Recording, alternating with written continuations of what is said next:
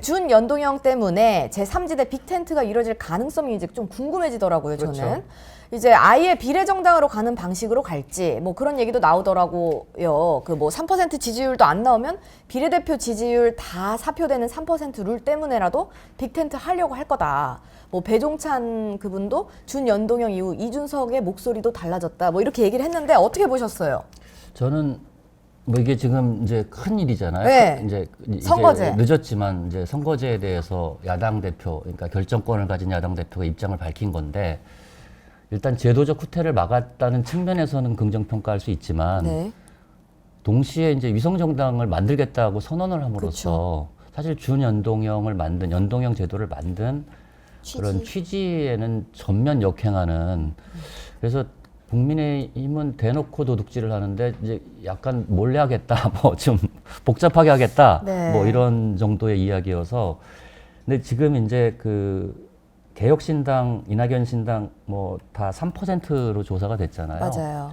기대에 못 미치죠. 예. 기대에 못 미치고 지금 제3지대가 주춤하는 모양새. 모양새인데 제3지대가 주춤할 수밖에 없는 것은 그러니까 이제 선거라는 게 이렇게 보면은 처음에는 프레임 전쟁을 시작을 합니다. 그래서 뭐 정권 심판, 뭐 야당 심판, 요즘에 뭐 이제 김건희 리스크 나오니까 이제 운동권 심판론으로 이제 이게 다 프레임 전쟁이잖아요. 네. 근데 제3지대는 가장 강력한 프레임 전쟁을 해야 되거든요. 이건 기득권 양당 체제 극복이라는 명분을 그렇죠. 있기 때문에 제3지대가 존재하는 예. 거잖아요. 예. 안 그러면 제3지대가 존재할 이유가 없잖아요. 맞아요. 근데 이 프레임 전쟁을 일찍 포기했어요. 그리고 내부 전쟁을 하고 있어요, 벌써. 자기네들끼리. 작은. 그래서 양당 체제에 대한 강력한 공격을 하지 않으면 공간이 열리지 않습니다. 왜냐하면 국민들 입장에서 보면 그 프레임이 형성이 되지 않으면 양당 심판이라는 프레임이 형성이 되지 않으면 제3지대에 눈길을 줄 이유가 없잖아요. 맞아요. 그래서 2016년에 그 우리 안철수 대표 같은 경우는 약간 모범생 이미지가 있잖아요. 네. 이분이 계속 제3당 정치혁명을 주장을 했어요. 지금 조용하시죠. 정치혁명입니다. 그러니까 이 제3지대는 숙명적으로 정치혁명을 하는 겁니다. 근데 너무 갑자기 막 그 지역적인 문제로 돌아왔단 말이에요. 네. 원래 야당의 사전적 정의가 혹시 뭔지 아세요? 반대하는 정당이에요. 그쵸, 예. 근데 제3지대는 어떻겠어요? 제3지대는 혁명하는 정당입니다. 그렇죠. 그러니까 앙시앙 내지는 구체제를 깨는 정당이 제3지대거든요. 그래서 네. 프레임을 구축하고 그다음에 이제 공천의 시간이 옵니다. 공천의 시간이라는 건 인물이 부각되는 시간이죠. 그다음에 정책 이슈의 시간이 오는 겁니다. 네. 근데 정책 이슈를 먼저. 정책 이슈를 먼저 지금 이 프레임 전쟁의 시간에 정책 이슈를 던지니까 이게 확산이 안 되는 거예요. 왜냐하면 국민의힘하고 민주당은 지금 정책을 논할 때가 아니에요. 네. 그렇죠. 국민의힘도 공천 전쟁에 들어가 있고 민주당도 뭐 이제 곧 그죠 하위 20% 발표하는 순간 어떤 상황이 벌어질지 모르잖아요. 예. 이런 상황에서 너무 일찍 지금 양당 전선에서 후퇴했다. 그래서 제3지대가 성공하려면 네. 이준석 대표도 그렇고 이낙연 뭐 대표인가요? 이제 새로운 미래. 대표도 그렇고 예. 양당 체제에 대한 공격에서 명분을 축적해야 된다. 그래서 자기 공간을 만들어내야 되고 네. 그 안에서 뭔가 이제 전략이라고 하면 통합밖에 없는 겁니다. 지금은 네. 통합을 위한 노력을 해야 된다. 근데 이게 준영동형이 유지가 되기 시작하면서 통합이 사실 어려워진 측면도 있어요. 왜냐면 이 준연동형 비례대표제에서는 뭐 이 산식이 굉장히 복잡해서 오늘 뭐 기사 많이 나온 거 있으니까 그걸 보시면 아실 테지만 일단 마지노선이 3%예요. 네. 3%가 넘으면 최소 한 석 이상을 받을 수 있는 길이 열리기 시작한단 말이에요. 그러면은 지금 야권이 여러 지금 정당들이 있기 때문에 이 이재명 대표도 머리가 아팠던 거예요. 그래서 이 사람들을 한 하나로. 군데로 연합비례정당이라는 네. 명분으로 지금 준영동형을 간다는 거거든요. 그러면 이제 이낙연 대표도 그렇고 뭐 금태섭 대표라고 하나요? 이제 금태섭 전 의원도 그렇고 네. 그 정당들이 이제 그 밑에서 각자 이제 머릿속이 복잡해지는 거예요. 내가 조금이라도 빨리 가면 네. 비례 압승본을 받을 수 있지 않을까? 이런 생각에 이탈자들이 생기기 시작할 수도 있고 그리고 또 저쪽에서는 문제가 이게 뭐 아시겠지만 50cm예요 투표용지가. 그 위로 올리려면 현역 의원들이 필요해요. 근데 민주당에서 현역 의원들을 계속 이제 새로운 네. 위성 정당에 넣겠죠. 그렇죠. 그러면서 위로 올리면서 압승본으로 올리고 여기 이제 소위 떨어져 나갔던 세력들을 붙이기 시작하면 이쪽에 이제 원심력들이 사라질 수 있는 거예요. 근데 이쪽은 또 반대예요. 이 개혁신당 같은 경우는 여기도 좀 머리가 복잡할 거예요. 왜냐하면 여기는 지금 TK 지지율을 보면은 10% 정도 나와요. 그러니까 이제 여기서 복잡해지는 게 과연 내가 이 개혁신당을 이 권역별이 아닌 이제 준연동형으로 갔을 때 몇 석이나 얻을 수 있을 것이냐. 이제 그 계산이 끝난 다음에 아마 뭐 지역구를 내든 비례를 내든 이제 이런 움직임들이 이어질 거란 말이에요. 그러니까 이게 약간 지금 굉장한 복잡한 함수식을 던져놔서 아마 설날 전후로 다들 머리가 아프실 겁니다. 머리는 지금 많이 아플 거고요. 네. 근데 이제 계산으로 될 일은 아니에요. 제3지대는 원래. 그러니까 제3지대 계산이 잘 안 되는 게, 그러니까 지금 2월 초잖아요. 그 2016년에 국민의당도 지지율이 한 8% 나왔어요. 여기 지금 합치면 한 6% 되잖아요. 근데 이게 최종 결과가 26.8% 나왔단 말이에요. 그 총선 득표율이. 근데 이 갭, 이건 여론조사에 잡히지도 않았어요. 갤럽 마지막 조사에서도 15% 정도밖에 안 나왔거든요. 그 선거 일주일 전까지만 뭐 공표할 수 있잖아요. 지금은 아직은, 그래서 저는 이제 전략적으로 보면 다시 프레임을 치고, 그러니까 이 빅텐트를 위한 작업을 들어가야 되는데 과연 그걸 할 수 있겠느냐 하는 문제에 대해서 이제 아까 뭐 이제 계산을 하기 시작하면 어려워질 겁니다. 근데 저는 이번의 위성정당이 과연 2020년의 위성정당만큼 파괴력이 있을 것이냐에 대해서 저는 약간 물음표까지 믿습니다. 일단 국민들이 좀 피로감을 갖고 국민들이 있죠? 이미 위성정당에 대해서 부정적인 견해를 가진 국민들이 다수 존재하고 아무리 서로를 악마화한다 해도 제3지대가 존재하지 않습니까? 근데 제3지대 역할에 따라서 다른 양상이 펼쳐질 수 있다. 그래서 저는 일단 이준석 대표는 대구를 공략하는 게 맞고요. 이낙연 대표는 호남을 공략하는 게 맞습니다. 기반 튼튼. 그래야지 나중에 뭉쳤을 때 뭔가 플러스 효과가 있지. 서로 그냥 무엇을 하는지 모르게 있으면 그 나중에 또 이 합쳤을 때도 이게 과연 플러스가 될 거냐 하는데 의구심을 가질 수밖에 없고 그 제한된 자리 자꾸 계산을 하게 되면 지금 지지율을 생각하게 되잖아요. 지금 지지율을 기반으로 계산을 하기 시작하면 통합은 안 됩니다. 미래를 봐야죠. 그래서 저는 제3지대가 항상 혁명적 마인드를 갖고서 움직여야 된다. 그거를 잃어버리는 순간 정체성이 동네 사라진다. 꺼지죠. 뭐. 양당에 당할 수가 없죠.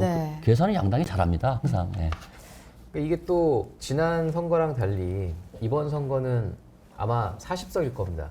그때는 이제 4년 전 선거에서는 한시적으로 일부 의석에만 준연동형을 적용을 시키고 나머지는 병립형을 했단 말이에요. 그러니까 지금은 40석 전부를 다 준연동형으로 하기 때문에 저는 조금 의외로 병립형에 준하는 효과가 나오지 않을까라는 좀 우려도 있어요, 사실. 그렇죠.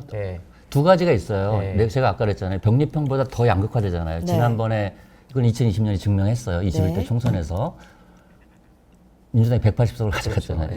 이게 양당의 합이 역대 가장 높았어요. 그러니까 그 위성정당까지 포함하면. 왜냐하면 위성정당도 신당 효과가 있기 때문에 그래요. 근데 저는 이걸 한번 경험한 국민들, 우리나라 국민들이 굉장히 그런 측면에서 좀 민감하시다고 보는데 이건 정말로 이제는 더 하면 안 된다. 제3지대 하게 딱 달렸다. 저는 이제 신당은 양당하게 달렸다고 봤는데 이분들이 다 위성정당 하겠다고 선언했어 이미. 이미 만들고 있잖아요. 그렇기 때문에 그 4년간의 경험, 위성정당에 대한 피로감들이 어떻게 반영될까는 신당이 앞으로 어떤 가치를 가지고 국민들에게 호소할 수 있을 것이냐, 그리고 작은 이익에 연연하지 않고 대통합을 위한 노력을 할 거냐, 여기에 따라서 지금 판이 흔들릴 수 있다 이렇게 봅니다. 여기에 제가 하나 최근에 조금 느끼기 시작한 지점이 뭐가 있냐면 여론이 약간 좀 바뀐 게 저는 투표율이 좀 낮을 것 같아요. 이번에요? 이게 과거 투표는 사실 내가 이제 심판을 하기 위해서 찍는단 말이에요. 뭐 여당을 심판하든 정권을 심판하든 야당을 심판하든. 근데 지금 이 심판 대상이 너무 많아져서 정치 혐오로 가고 있어요. 이럴 때는 정치를 포기하거든요. 우리 강 기자님이 오늘 예측을 많이 하시네요. 그죠? 약간 되게 부정적이신데. 투표율이 좀 굉장히 낮을 것 같은 좀 이 여론들이 주변에서 좀 감지가 되기 시작해서. 그러니까 저는 제3지대가 제대로 역할을 못하면 투표율이 낮을 수밖에 그렇죠. 없어요. 왜냐하면 특히 20, 30대 거의 50% 가까운 20, 30대 무당층들 있잖아요. 네. 이분들은 제3지대가 나온 이유는 다양한 선택지를 주기 드려야 위해서. 되는 예. 그렇죠. 이 의무가 있는 겁니다. 소명이 있는 건데 제3지대가 잘 되면 투표율이 높을 거고요. 제3지대가 지지부진하면 네. 우리 강 기자님 말씀대로 투표율이 낮아질 수밖에 없을 것이다. 네. 아, 그러니까 또 한 가지 걱정이 또 이런 거예요. 이준석 대표도 얘기했지만 이 개혁신당이라고 이름을 바꾸는 순간 이준석 효과가 좀 반감된 측면도 있을 원래 거예요. 좀 그래요. 그러니까 정치 고관여층은 사실 개혁신당이 무슨 당인지 알고 새로운 미래가 무슨 당인지 알아요. 근데 조금만 한 다리만 더 건너서 물어보시면 몰라요. 그렇죠. 그래서 만약에 투표를 하러 나왔는데 잘 모르겠으면 네. 그냥 아는 거 찍거든요. 찍죠. 예. 이게 지금 또 정치 현실이라서. 그러니까 선거를 할 때 좀 냉정하게 봐야 되는데 가령 이제 이준석 이니셔티브가 존재했잖아요. 네. 제3지대 같은 경우는 이준석 주도권이 있었고 근데 하지만 거기에 취하는 순간 사실은 그것도 날아가는 거거든요. 그래서 이번 조사에서 우리가 눈여겨봐야 될 게 개혁신당하고 이낙연 신당 지지율이 3%로 동률이에요. 대선 후보 지지율도 4%로 동률이에요. 네. 저는 왜 이런 얘기를 하냐면 이원욱 조응천 의원이 사실은 뭐 여러 가지 이유가 있고 저는 그 과정에 대해서 굉장히 상세하게 들었는데 네. 어쨌든 빠졌잖아요. 그 뭐 아무튼 우리 기자님들보다 제가 더 상세하게 들었는데 하지만 결국은 이낙연이 싫은 거거든요. 네. 아니 이거는 그냥 정서적으로 한 번에 정리를 잘하시네요. 한 문장으로. 한 문장으로 근데 정리를 깔끔하게 이낙연을 하셨네요. 과소평가하는 거예요. 근데 저는 제가 정치를 한 마당에 이낙연 대선 지지율이 4% 나오잖아요. 네네네. 4%가 작은 숫자가 아닙니다. 음. 그리고 가령 이원욱 조응천 의원이 이번 신당 만드는 과정에서 네. 조직이든 자금이든 제가 볼 때 거의 다 이낙연 쪽에서 나왔을 가능성이 굉장히 큽니다. 그러니까 이 문제는 우리가 사람이 개인적으로 싫을 수는 있어요. 그죠? 호불호가 있을 수는 그렇죠. 있지만 예. 현실을 인정해야 된다는 거예요. 네. 이준석 대표 같은 경우도 이준석 대표가 없는 제3지대는 지금은 상상하기가 좀 쉽지 않잖아요. 이준석이라는 젊은 30대 그렇죠. 상징적인. 그리고 약간 국민의힘에서 쫓겨나다시피 나온 네. 그 세대 교체의 어떤 상징적인 인물이잖아요. 네. 그렇기 때문에 제3지대에 어떤 힘이 생긴 거거든요. 이 둘이 저는 서로를 인정할 때 네. 서로의 존재를 인정해야 됩니다. 그러니까 인정해야 통합이 되는 것이고 네. 나와 계신 분들도 마찬가지예요. 저는 이원욱 조응천 의원 보면서 네. 이분들이 그렇게 선택할 수는 있어요, 개인적으로. 근데 한번 생각해 보세요. 대의를 위해서는. 아니 그 과정에서 이분들이 영입한 청년들이 있어요. 네. 제가 아는 분들도 있어요. 이 청년들은 낙동강 오리알 된 겁니다. 이분들은 정치적 약속은 어떻게 할 거예요? 정치가 있잖아요. 그렇게 쉬운 게 아니고 네. 정치적 행보가 그렇게 그렇게 그냥 뭐 이성적으로 이게 더 옳아라고 주장해서 되는 게 아니고 네. 굉장히 물질적인 것들이 있단 말이야 안에는. 그리고 정치라는 거는 기본적으로 신의를 바탕으로 하는 거기 때문에 신의를 깨는 행동이 반복되면 상대방도 믿지 않습니다. 다른 분들도 그걸 믿지 않기 때문에 항상 또 한다고 그랬다가 네. 30분 전에 또 그만두면 어떻게 하지? 뭐 이런 의심을 하게 되잖아요. 네. 그래서 좀 더 책임 있는 자세가 필요하다. 유 대표님이 그럼 생각하실 때 그 소위 빅텐트의 마지노선 그 기한은 언제쯤으로 보고 계세요? 저는 뭐 3월 초까지 봅니다. 3월 초요? 네. 한 달 남았네요 이제. 네, 한 달 남았죠. 그리고 저는 국민적 압박 때문에 네. 할 수밖에 없을 것이다. 통합을. 지금 네. 상태로 갈라져서 가면 이미 지금 꺼지고 있잖아요. 그러니까 이게 처음에 나왔던 그런 관심, 예. 관심의 집중도에 비해서 굉장히 꺼지고 있고, 그래서 저는 전선을 다시 복원해야 되고, 첫 번째 양당 체제 극복이라는 이 명분들을 다시 축적해서 전선을 쳐야 공간이 열려요. 그 안에서 최소 강령주의, 자꾸 최대 강령주의로 가면 안 됩니다. 그래서 정책을 세부적으로 내놓으면 이건 당 안에서도 합의하기가 어려워요. 네. 정책이라는 게 항상 그렇잖아요. 큰 틀에서. 큰 틀에서 이럴 수도 있지 가치 않을까요? 중심으로 네. 가야 됩니다. 그러니까 제가 이거 한마디만 더 할게요. 앙마르슈가 국민적 열풍을 얻었던 이유는 세부적으로 안 갔어요. 가령 앙마르슈 최초 5대 강령에 보면은 네. 평등만큼 자유도 중요하다고 생각한다 이런 거예요. 왜냐면 여기 사회당에서 나온 분들이 앙마르슈를 주도한 거잖아요. 마크롱부터. 근데 사회당은 평등을 중시했잖아요.